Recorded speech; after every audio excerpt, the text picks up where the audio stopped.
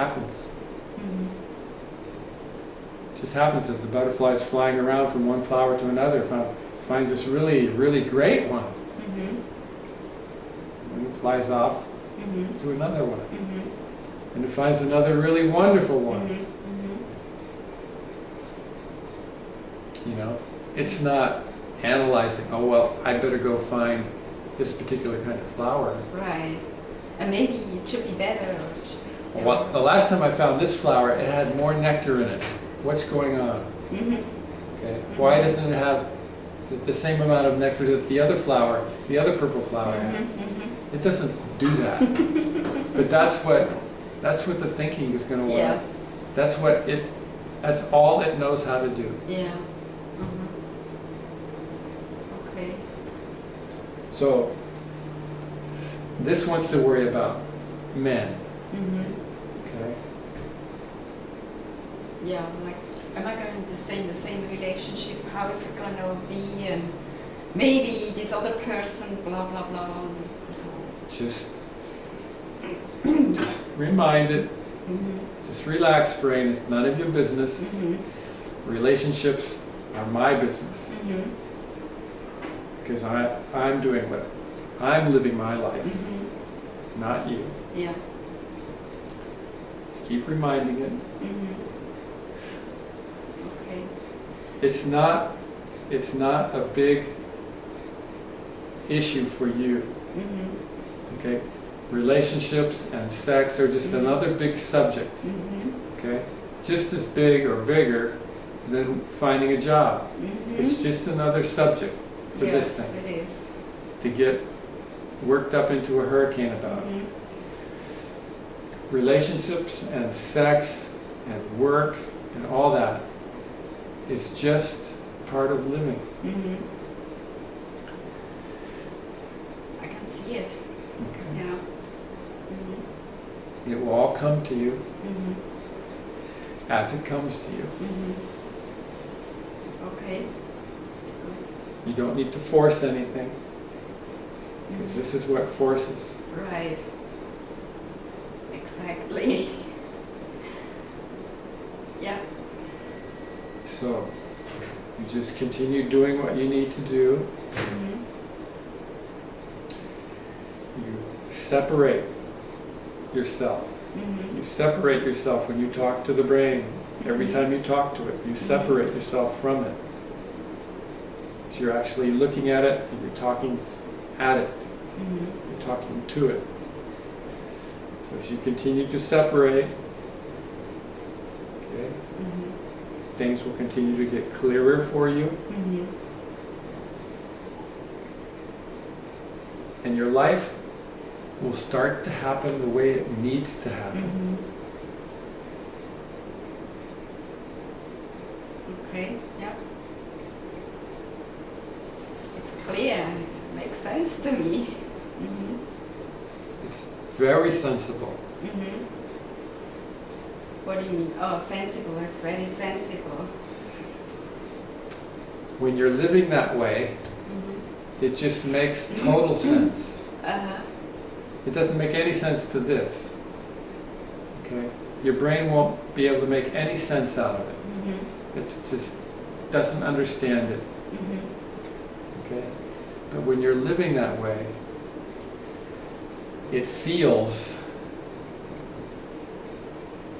like it makes total sense in here. You feel life makes total sense because you're total.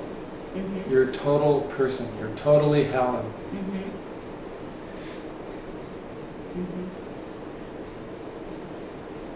When you live that way. Okay.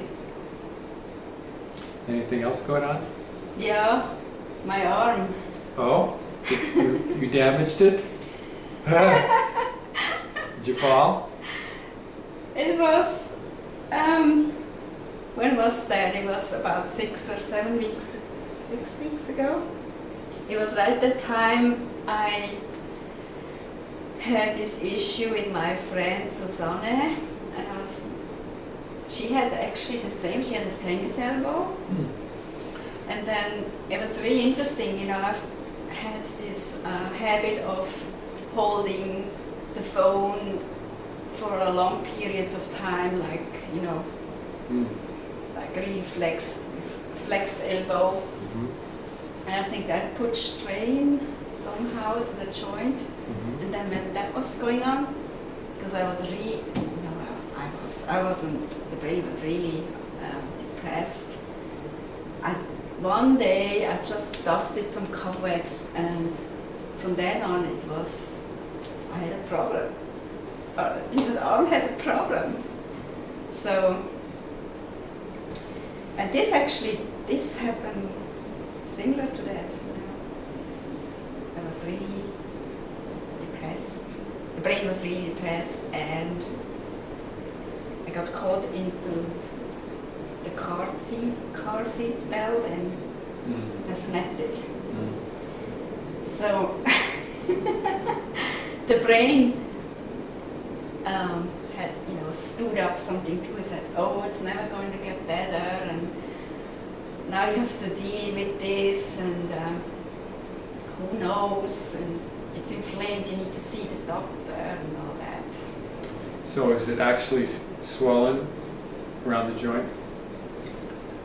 Yeah, I didn't pay attention. It seems like this bone is protruding more than this one. Uh-huh. It's the leather epicondyle. So I bumped it a couple times too, and hit it on the wall a couple times. Sensitive? So it's very sensitive. So it could be inflamed. Yeah, it's inflamed, so I just have to wear this and be careful. Okay. Did you get your new remedy bottles? I haven't yet. They should come any time. Okay. Well, we'll see what the remedy does with your aches and pains. Mm-hmm. It can change things. You're also seeing what can happen when you're not there, when you're not observing. So it's another example of how important it is for you to be there. Because things can happen when the brain's having a hurricane. Everything gets churned up, things can happen. So it's always best for you to be there, especially if you start to see